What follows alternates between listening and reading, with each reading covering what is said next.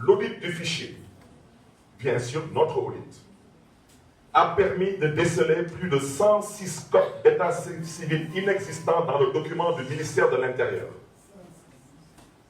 Un exemple, existence d'un centre fictif à Dakar portant la codification alphanumérique 753, centre de l'avenue Émile Bayad, entre parenthèses, tantôt ministère des Affaires étrangères, qui n'est rattaché à aucune collectivité territoriale. Je vous demande, vous journalistes, écoutez très bien ce que je vous dis, c'est d'une extrême gravité. Tous les codes que vous voyez là, qui doivent correspondre à un centre d'état civil, n'existent pas. Ils ont pris tous ces codes, ils les ont rattachés à des nombres d'électeurs. Je mets ma main sur la Bible. Le président Macky Sall, en complicité avec les services du ministère de l'Intérieur, s'est permis de mettre 14 319 personnes liées au code 699. Je mets au défi quiconque de me dire le 699 est rattaché à quelle collectivité locale.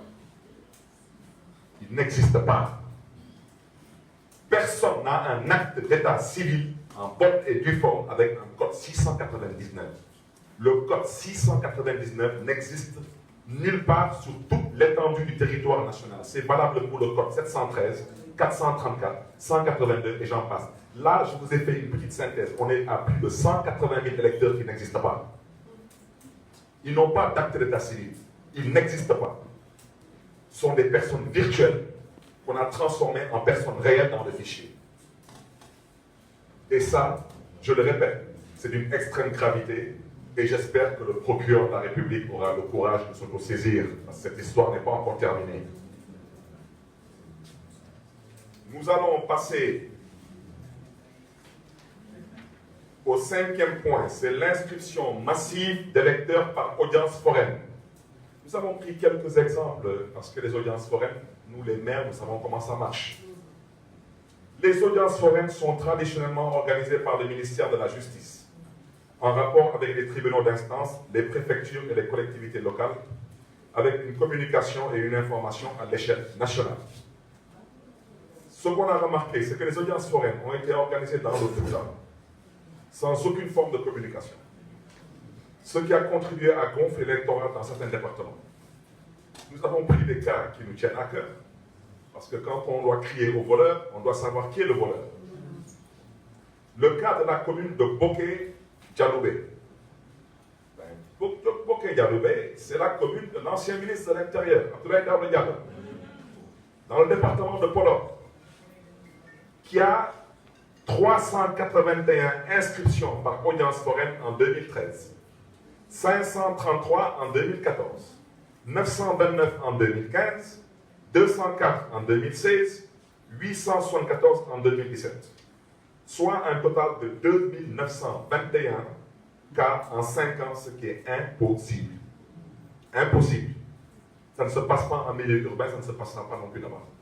Le tribunal département de Podor ne peut pas traiter 2921 cas dans une des 22 communes du département de Podor en 5 ans. C'est pas possible. Les audiences foraines leur ont permis, bien sûr, de faire ce sale boulot. Et ils l'ont fait, une fois de plus, avec la complicité de ceux qui avaient la charge d'organiser un scrutin fiable et équitable. Nous allons parler du 6e point. Le 6e point, c'est l'attribution des doublons sur le fichier électoral en mode bis repetita. Alors, ça c'est aussi assez grossier. La DAF s'est donné la prérogative de créer des doublons dans le fichier électoral par rapport à l'état civil en ajoutant le chiffre 2 à la fin du numéro de carte nationale d'identité. Si 2 personnes détiennent le même acte d'état civil, ce qui n'est pas possible, bien sûr. Ces électeurs à 14 chiffres sont au nombre de 155 248 dans le fichier électoral. Et au cas où le procureur de la République souhaiterait qu'on lui donne le fichier bis repetita, on le mettra à sa disposition. Je rappelle qu'il y a 155 248 personnes dont on s'est permis de créer des pièces leur permettant de voter en mode bis repetita. Exemple, l'électeur Yumaïs Si est né le 18 octobre 1938 à Podor. Il a le numéro de carte d'électeur numéro 102 646 612. Et le numéro de carte nationale d'identité numéro 2 306 1973 00099. Et l'électeur Absawan, né le 5 juin 1973 à Podor, elle est détentrice de la carte d'électeur numéro 105 568 876 et est toujours détentrice de la carte nationale d'identité numéro 2 306 1973 00099 plus. Ce n'est pas possible. Dans une même famille, vous êtes de même père et de même mère, vous êtes différents. Vous n'avez pas le même ADN. L'acte d'état civil est l'ADN d'un individu. L'électeur Mohamedou Djibi Pam est né le 13 mars 1952 à Guyane. Il a la carte d'électeur numéro 41 00 418 380 et le numéro de carte nationale d'identité numéro 1 316 1978 00085. L'électeur Amadou Sow, qui est né le 15 juin 1959 à Agnam, on parle enchantement à Agnam. Il a le numéro de carte d'électeur numéro 102 610 721. Il paraît qu'à Agnam, on a gagné avec 100%. Vous comprenez pourquoi on a gagné à Agnam avec 100%? Parce que les moutons ont voté, les poulets ont voté. Et le numéro de carte nationale d'identité numéro 1 316 1978 000 85 2. Ce n'est pas possible. Et ça, il y a plus de 120 000 personnes dans ce cas de figure. Ça, personne dans cette salle n'a les moyens de faire ça, à part ceux qui ont la charge d'organiser l'élection présidentielle et qui n'ont jamais voulu mettre de fichier en ligne. Et je rappelle que quand le président Abdoulaye Wade quittait le pouvoir, le fichier était en ligne. Alors maintenant, nous allons terminer par les électeurs dont le lieu de naissance est Sénégal. Alors, chers amis, on est tous nés au Sénégal, mais on ne peut pas être déclaré au Sénégal. On est déclaré à Dakar, à Thiès, à Diourbel, à Kaolack, à Mermoz-Sacré-Cœur, à Grand-Yoff. On est déclaré dans une commune ou dans une collectivité territoriale qui a un rattachement de par un code de 3 chiffres. Si vous êtes né à Dakar, vous êtes 751. Si vous êtes né à Mermoz-Sacré-Cœur, vous êtes 998. Eh bien, nous demandons au ministre de l'Intérieur de nous dire quel est le code de rattachement de né au Sénégal. Le Sénégal est codé par quel chiffre? Toutes ces personnes sont toutes déclarées nées au Sénégal. Ce n'est pas possible. Et c'est par des centaines de milliers qu'ils ont fait ça. Je rappelle que quand je terminerai cet exposé, la presse, on mettra à votre disposition tout ce que je suis en train de vous dire. Que le procureur de la République s'autosaisisse. Cette histoire n'est pas terminée. Je le répète avec force. Le mardi 2 avril 2019, l'homme qui va prêter serment n'est pas le président élu du Sénégal.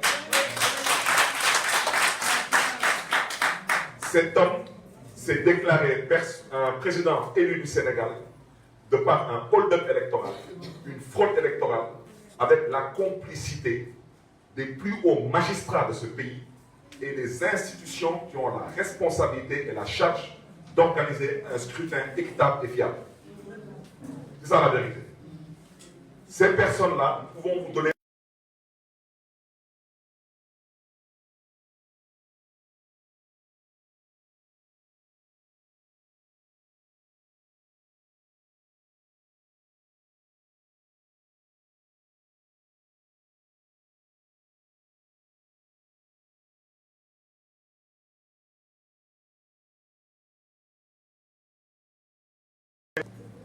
le président Macky Sall a toujours refusé de livrer de fichiers à l'opposition.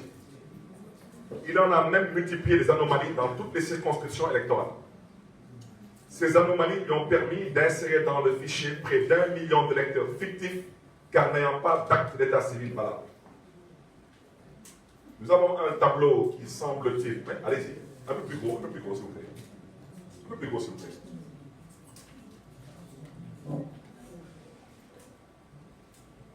Diminuez un peu s'il vous plaît. C'est bon, c'est bon. Je vais vous inviter à regarder numéro 1. Vous voyez Dakar. Numéro 3. Alors nous allons faire 1, 3, 7. Et nous allons faire aussi Cherchebourg.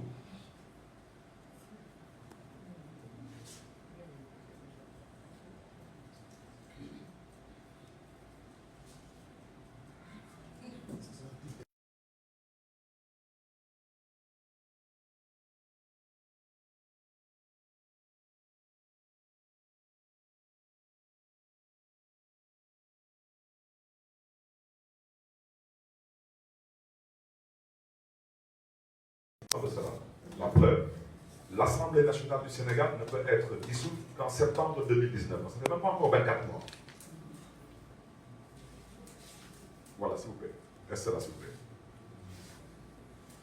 En 2017, les nombres de bureaux, vous les verrez là. Là, c'est le nombre de bureaux. Là, c'est les inscrits. Là, c'est les votants. D'accord, pas de souci. À Dakar, en 2017, il y avait 1147 bureaux de vote. En 2019, il y en avait 1190. Donc, ils ont rajouté 43 bureaux de vote, il n'y a pas de problème. On peut comprendre, on rajoute 43 bureaux de vote à Dakar. On vient sur les inscrits, s'il vous plaît, la souris, merci. En 2017, il y avait 637 948 inscrits à Dakar. En 2019, il y en a 663 021. Donc, il y a 25 073 Dakarois qui sont greffés au fichier. C'est compréhensible, il n'y a pas de problème. Mais ce qui est intéressant, regardez les votants.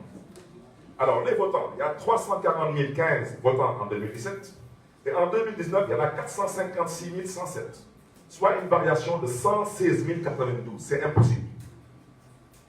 C'est impossible de créer 43 bureaux de vote supplémentaires pour 116 000 personnes. Et je rappelle qu'il n'y en avait que 25 073 qui sont inscrits. Toutes les autres personnes ont été insérées dans le fichier par les mécanismes que je viens de vous montrer. Regardez ce qu'ils ont fait à Pékin.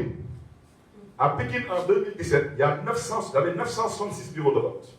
En 2019, il y en avait 1026. Ils ont rajouté 60. On peut comprendre, c'est pas méchant. C'est la banlieue, il y a du monde, on peut comprendre. Eh bien, on passe aux inscrits. Aux inscrits, il y en avait 550 351 en 2017. En 2019, 573 844. Donc, 23 493 électeurs de plus sont greffés au fichier en moins de 24 mois. Mais l'aberration, c'est les votants.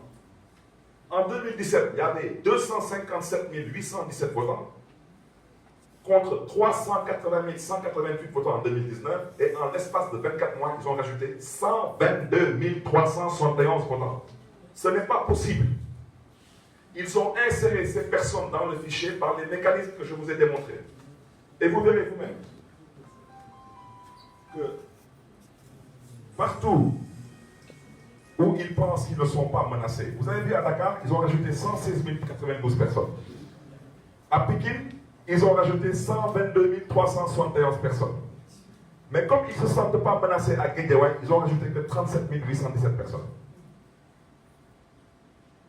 Mais pour que vous compreniez, eh bien, passez à Mbaké, numéro 7, s'il vous plaît. En 2017, il y avait 748 bureaux de vote. En 2019, 810. Ils ont rajouté 62 bureaux de vote. Ils ont rajouté plus de bureaux de vote à Mbaké qu'à Dakar. Ils vont nous faire croire qu'il y a plus de monde à Mbaké qu'à Dakar. Ils sont permis en 2017. Il y avait 339 907 inscrits contre 364 826 inscrits en 2019. Donc à Mbaké, il y avait une variation de 24 919 électeurs qui sont greffés au fichier. Eh bien, quand vous venez, vous avez en votant 106 070 en 2017, en 2019, 225 127. Ils ont rajouté 119 057 personnes à Mbaké. Ça veut dire qu'à Mbaké, il y a eu plus d'électeurs à Mbaké qu'à Dakar. Mais ils se sont dit que les hommes politiques n'ont pas le temps de décortiquer les chiffres. Eh bien, nous, on a le temps de décortiquer les chiffres. Parce que nous, on sait qu'on a affaire à des voleurs.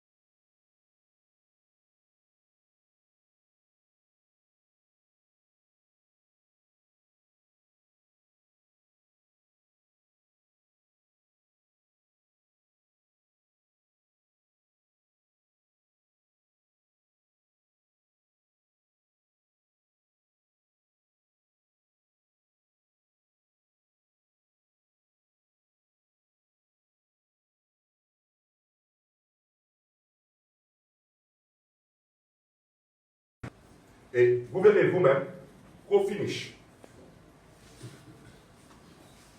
en 2017, il y avait 14 634 bureaux sur toute l'étendue du territoire national. Et bien sûr dans la diaspora. En 2019, il y avait 15 397 bureaux. Ça veut dire qu'en l'espace de moins de 24 mois, l'État du Sénégal a créé 763 bureaux de vote en moins de 24 mois. Les inscrits sont passés de 6 200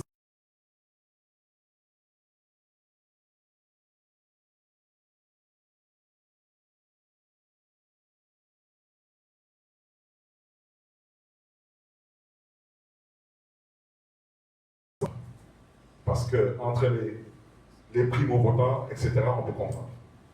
Les votants, alors là c'est intéressant. En 2017, il y avait 3 337 494 votants contre 4 428 680 votants. La variation est 1 91 186 personnes qui ont été insérées de façon frauduleuse dans ce fichier. Et voici le chiffre qui explique pourquoi M. Macky Sall est passé au premier tour en utilisant les tripatouillages que je vous ai démontrés. Ça veut dire en s'appuyant sur l'état civil et en tripatouillant l'état civil pour pouvoir y insérer des personnes.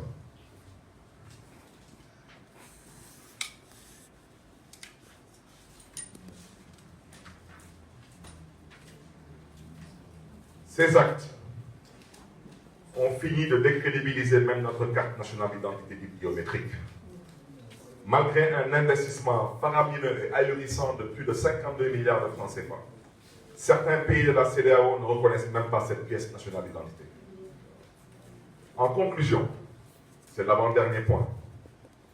Au vu de tous ces constats, manquements, tripatouillage, nous informons l'opinion nationale et internationale et nous confirmons que ce mardi 2 avril 2019, la cérémonie de prestation de serment à laquelle nous assistons ne reposera sur aucune légitimité électorale et surtout sur aucune crédibilité républicaine. En recommandation, c'est le dernier point. À ce titre, nous proposons et recommandons, à travers une démarche inclusive, participative, consensuelle et républicaine, la création d'une CENI à la place de la Sénat, la nomination d'une personnalité neutre, crédible et sérieuse.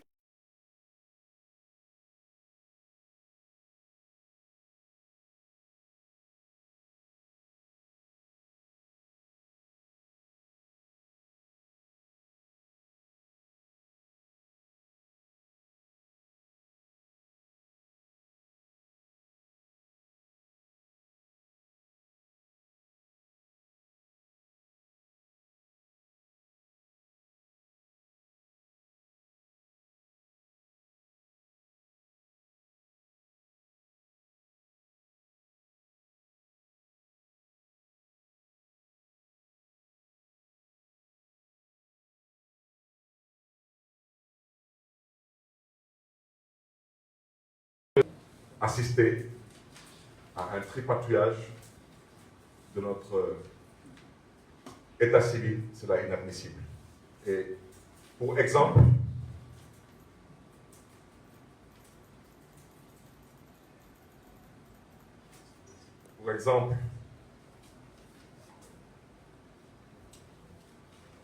nous allons partager avec vous, je ne sais pas si on peut l'agrandir. Bon, nous allons parler de M. Samba Lamine Diallo. Alors, M. Samba Lamine Diallo, alors lui, il dit qu'il est né le 15 mars 1992 à Bamako. Alors, comme par enchantement, il est né à Bamako, mais il est déclaré à Mermoz-Sacré-Cœur. Je rappelle que le 998, c'est Mermoz-Sacré-Cœur. Alors,